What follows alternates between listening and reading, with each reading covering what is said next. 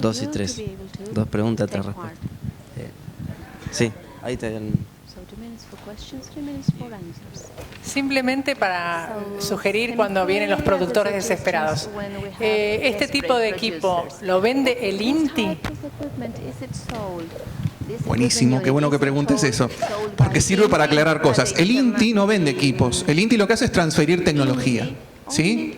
O sea, el INTI lo que hace es diseñar este tipo de plantas y cuando viene un requerimiento busca cooperativa, por ejemplo, estuvimos trabajando con el Ministerio de Desarrollo Social y a través de ellos con gente del Plan Argentina Trabaja, que ya en este momento no sé si sigue existiendo, pero en su momento, ¿qué hicimos? Fabricamos las plantas con ellos, ¿sí? O sea que la preparación que tiene que tener la gente para fabricar la planta no tiene que ser enorme, porque desde el INTI les transmitimos todos. Vamos y nos instalamos con ellos y la fabricamos juntos, ¿sí? Bien.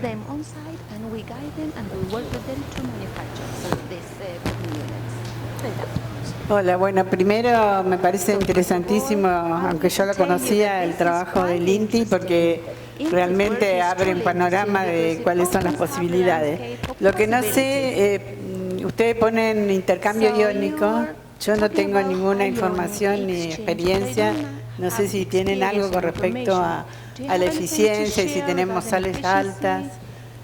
Junto con arsénico. Sí, con respecto a lo que tiene que ver con el intercambio iónico, lo que se hizo cuando se evaluaron las tecnologías posibles, se vieron plantas que estaban instaladas en Estados Unidos y plantas que estaban en la Argentina. Y de ahí fue donde se trató de hacer como una especie de amalgama para generar propuestas. Hay algunas tecnologías que no llegan por una cuestión económica solamente, y hay otras que no llegan por una cuestión de lo que tiene que ver con el agua en particular. Por lo que se investigó, podrían adaptarse tranquilamente. Sí, tengo entendido que para nitrato y para cierto tamaño de poblaciones sí, pero no sé con nitrato y arsénico. Sí, totalmente, totalmente. Sí, Pablo, y para Pablo y Leandro, supongo que los trabajos presentados son el resultado de un PID que nos llevó alrededor de 5 años, que se hizo sobre hidroarsenicismo, que fue financiado por la entonces subsecretaría de Recursos Hídricos y el Consejo Hídrico Federal, y que produjo 7 manuales que los pueden encontrar en la página del Consejo Hídrico Federal y que de alguna manera trata sobre todo lo que es la construcción de pozos y la forma de operarlo. Vos dijiste ya muy interesante hasta dónde se puede hacer determinar cuál es, hasta dónde llega la profundidad de la perforación de manera que se saque el menor coeficiente de arsénico. Y ahí además agregamos que hay todo un plan de gestión que tiene que ver, además de lo que explicaste recién, con la oferta y la demanda de cada una de las poblaciones en donde se aplica todo lo que hemos estado hablando todos estos días. Gracias. Bueno, lo aclaró María Josefa. Yo había dejado el agradecimiento para el cierre, pero sí, obviamente, en parte este taller viene con la inercia de ese proyecto PID, el 075 del 2011, que fue realizado entre la subsecretaría, en su momento Subsecretaría de Recursos Hídricos, a través del Consejo Hídrico Federal, que lo llevó adelante la Universidad Nacional del Centro, con nosotros en el Instituto de Hidrología de Llanuras, y la Universidad Nacional de La Pampa. Los manuales que se refiere María Josefa los editó la Universidad Nacional de La Pampa. O sea, nosotros nos dedicamos más a la parte de investigación y de buscar nuevas herramientas para la exploración de agua que ayuden a obtener mejor calidad en cuanto a la concentración de arsénico. Pero sí, efectivamente, los manuales son más bien clásicos, sobre metodologías clásicas, y eso sí, se pueden bajar de la web. Una consulta. ¿El INTI, cómo es la relación, se puede hacer con las escuelas técnicas? Sí. Para esta tecnología? ¿Está bien? ¿A través de una nota o algo formal? ¿O cómo se puede hacer el contacto? Sí, escribiendo un mail a química-arsénico. Después igualmente le vamos a pasar los datos, me imagino. Están disponibles las presentaciones. Están disponibles, tal cual. Nos escriben y ahí empezamos, ¿sí? Bueno, gracias.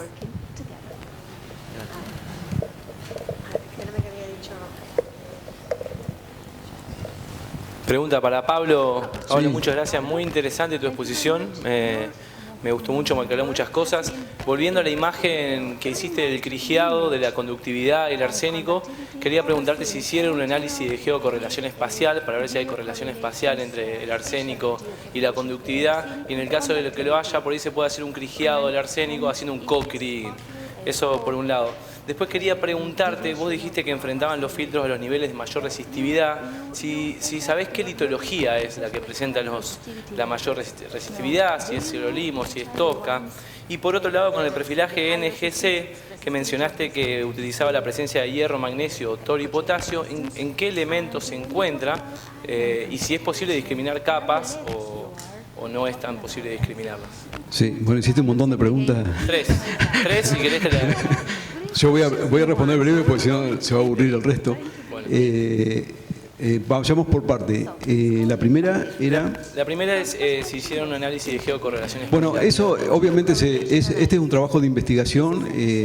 De acá partió la tesis de Leonardo Sierra, que va a ser publicada también con la ayuda del Consejo Hídrico Federal, o sea, va a ser una edición.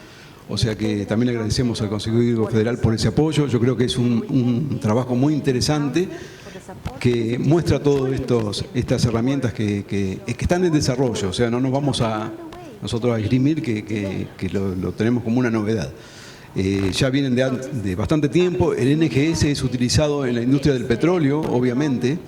Nosotros con el proyecto que manifestaba María Josefa, pudimos comprar para el perfilador que ya teníamos de resistividad esas ondas de NGS, la de conductividad eléctrica y el flow meter o el medidor de flujo. Entonces cuesta un poco ponerlo todo en marcha y lleva tiempo. Con respecto al perfilaje a los niveles productivos, obviamente que yo pasé muy rápido por las cuestiones de tiempo lo que es la perforación. Pero la que manda, la dueña de todo es la máquina cuando hace el pozo y alumbra el agua.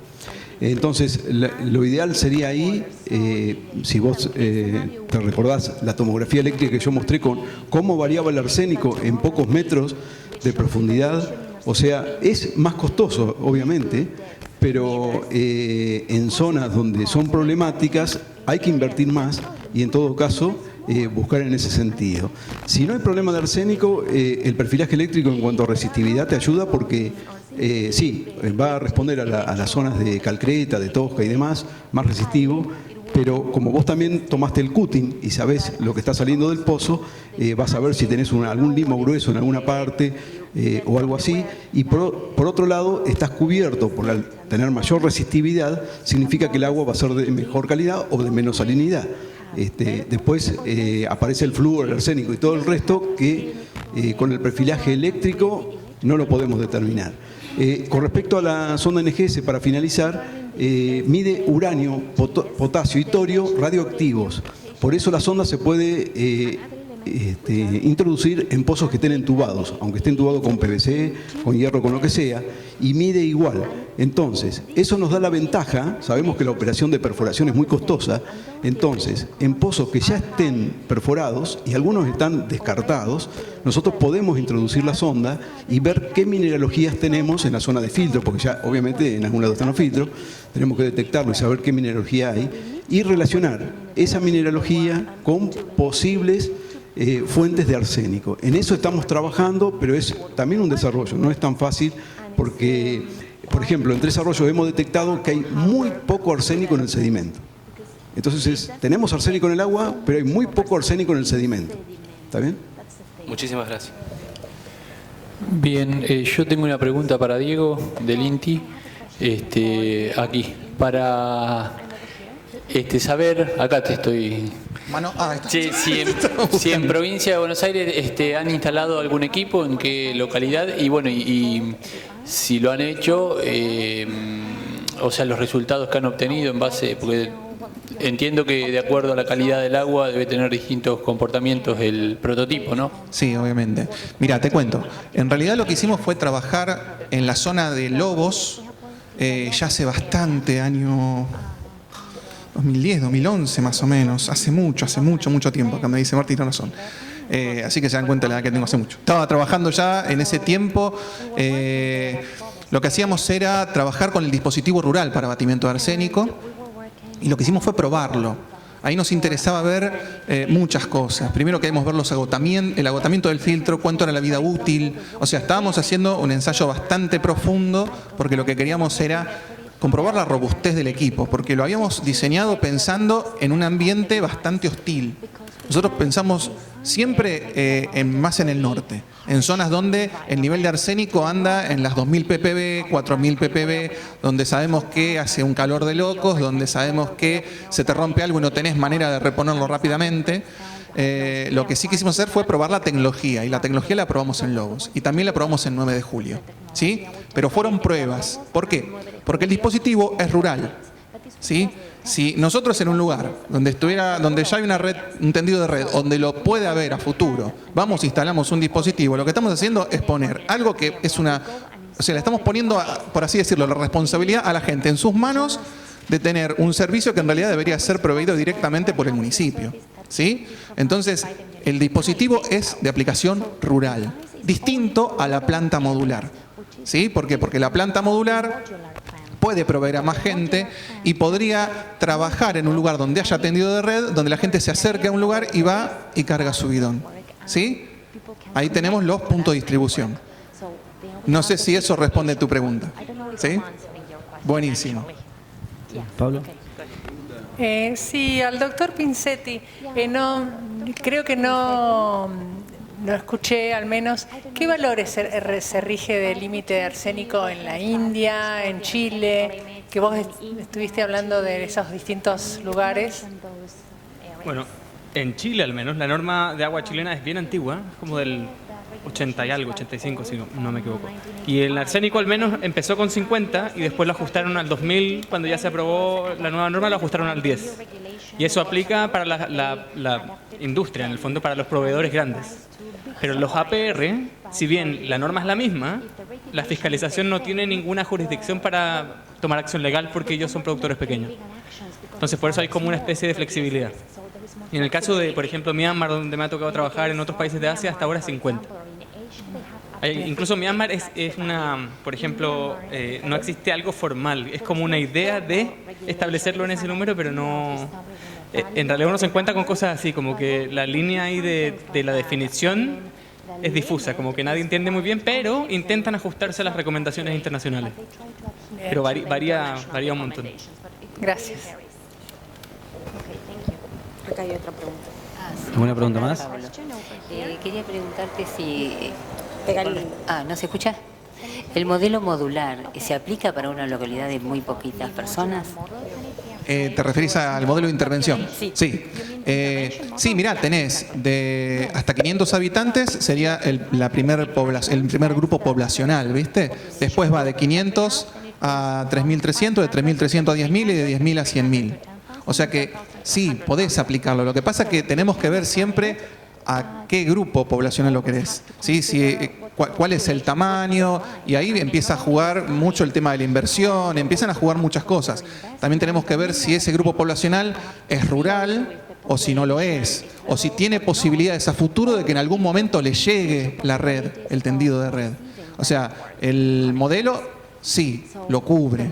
El tema es, bueno, trabajarlo después bien en específico, porque cada localidad, cada grupo es un mundo, ¿sí? Siempre estamos hablando de resinas de intercambio. No, las tecnologías pueden ser variadas para no tirar arsénico. Sí, yo les había nombrado varias, ¿no? Sí, por ejemplo, en el caso del dispositivo rural es coagulación-filtración, que eso por ahí no lo dije porque fue rápido. Yo entendí que en rural era resinas de intercambio, el último que mostraste. No, es coagulación-filtración. Listo. Sí. Está bien, gracias. No, por favor, gracias a usted. Leo. Lo mío era una pregunta más bien al resto de los expositores y al público en general. A mí particularmente me gustó mucho la charla de Diego y de Gianfranco, además de porque la armamos, pero porque ellos, digamos, plantean una forma de integrar, digamos, todos los aspectos que puede estar trabajando la mayoría de nosotros en valores concretos de costos para cada una de las etapas. Y puntualmente para los planes de seguridad del agua, yo antes del evento hice una búsqueda, digamos, y no pude encontrar referencias. No sé, Susana o Mercedes, no te veo. Ahí estás. No sé si seguramente en recursos hídricos no será tan común, pero quizá le puedes pasar después la pregunta a Yaniseli, que se tuvo que ir, si están evaluando esa herramienta. Yo no la pude encontrar en ninguna difusión del gobierno nacional y creo que hay alguien de salud de la provincia, no sé si tiene algún comentario de eso, pero me parece que son herramientas como para trabajar donde todos los alcances que tenemos cada uno de nuestras áreas queda plasmada en un plan de gestión. La única experiencia que yo vi, que si alguno la puede buscar, es en CONICET, que hizo convenios con la ciudad de Salta y establecer un plan de seguridad del agua a nivel bacteriológico. O sea, calculando los riesgos asociados y los costos de cada tratamiento, pero no incluía arsénico, por ejemplo. Así que no sé si Susana o algo han escuchado de esa herramienta aplicada en Argentina. Y la herramienta del plan de seguridad del agua, a través del cual calculan, digamos, todos los riesgos asociados de cada una de las etapas, desde la fuente hasta la extracción, lo que la presentación de Gianfranco, digamos, ese tipo de planes como herramienta específica. Él presentó la metodología de evaluación de riesgos tradicional, que es la identificación de peligro, caracterización de peligro, evaluación de exposición, demás. En realidad eso en la Argentina se aplica a la evaluación de sitios contaminados y en general no se aplica a la evaluación de sitios contaminados naturalmente. Se aplica a la evaluación de sitios contaminados por contaminación antropogénica, porque lo que buscan esas evaluaciones es poder indicar hasta dónde hacer la remediación y en general el responsable es un particular que es el que produjo la contaminación. Entonces esto está internalizado dentro de muchas de las normativas, incluso de OPDS, en la última normativa que sacó para sitios contaminados, pero no se aplica a lo que tiene de original, en todo caso, esta presentación es considerarlo para este tipo de contaminaciones, ¿no? Nosotros no lo tenemos hoy implementado en ningún área.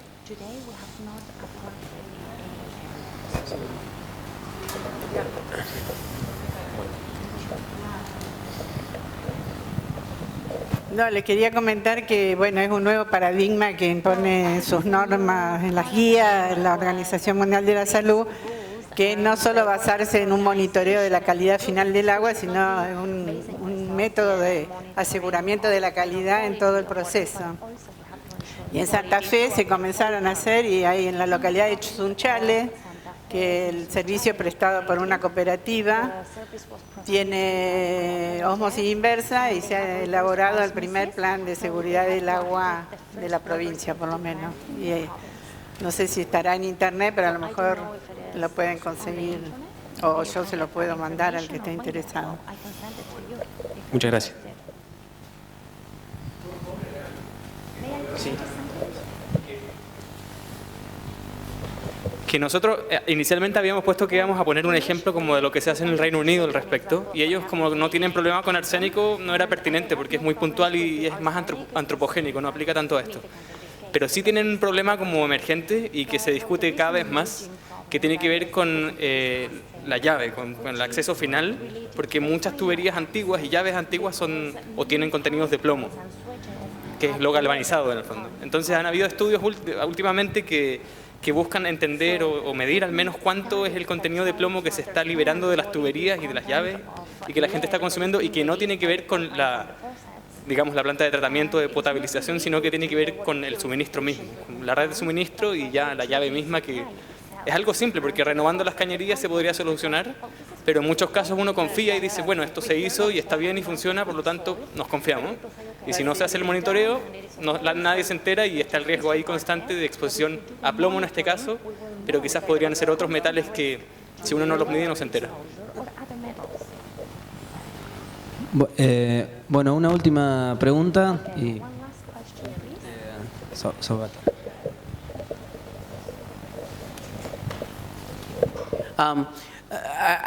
I have like two quick questions, maybe for clarification. One for Pablo. Pablo, you mentioned about the Pampean aquifer, and I was wondering that you measured uranium in the Pampean aquifer. So do you have some values for the uranium? Like what kind of concentrations you are finding?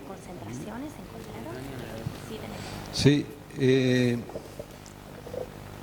justamente uno de los valores que da menos, o que tenemos menos datos cuando corremos el espectroscopía gamma, es el uranio. O sea, nos da muy poco uranio en el pampeano. O sea, no lo podemos asimilar prácticamente con ningún mineral. En cambio, el potasio y el torio, y la relación torio con potasio sí, podemos sacar algunas relaciones con respecto a la meteorización que tienen los minerales, especialmente con los óxidos de hierro, pero no el uranio. El uranio no nos está dando ninguna información prácticamente, lo cual no quita que con más investigaciones logremos tener algún dato, ¿no? Thank you. And the last question I have for Gianfranco. Thank you for the presentation. So I was wondering, like, you know, in your two case studies, let's take the example of Chile and say India or Bangladesh or Myanmar. When you are applying for example, the socio-economic exclusion, is there will be like a difference of operation, like how you will apply those in these two different places, for example, or is it more of like a protocol based that you will apply in both the places and see the results? So I was thinking, if you're doing case by case study, how would it differ from say one country to the other? What are the criteria you would use in the two different countries, for example, like, you know, broadly? Bueno, en español, sí. Okay. En general, una vez que se define la problemática y se define la naturaleza del problema, una vez que se definió la naturaleza del problema, que en el caso de, por ejemplo, de Myanmar, se sabe que en gran parte, al menos la zona del Taika, el problema tiene que ver con una zona, o sea, como un acuífero reducido, donde hay alto materia orgánica, bicarbonato, etcétera. El mecanismo se conoce. Entonces ahí se implementan los sistemas que han funcionado en otros lugares, independiente de que, bueno, en la ciudad obviamente se puede hacer algo más, pero en las comunidades pequeñas se intenta implementar sistemas de filtros muchas veces. Y yo, desde lo que vimos, la tecnología que usan depende sobre todo del conocimiento local. Nos encontramos en muchos casos con gente que trabajaba en áreas relacionadas, por ejemplo, a medicina, y que conocían un poco más que el agua era mala, y ellos, por iniciativa propia, instalaban un filtro. Pero no vimos, al menos en Myanmar, un mecanismo integrado que viniese como por decir, una autoridad local que hiciera aplicar una regla general, una normativa general o un método de tratamiento en general. O sea, lo que vimos era más localizado y por iniciativas como privadas principalmente. O estos, por ejemplo, las nuevas tecnologías de ozono y así, son cosas que responden, por ejemplo, a fondos dados por la UNICEF, son cosas bien puntuales y son como programas pilotos. No, o sea, al menos no vimos algo que fuera generalizado y una regla que aplicara para todos por igual. Do you want to answer?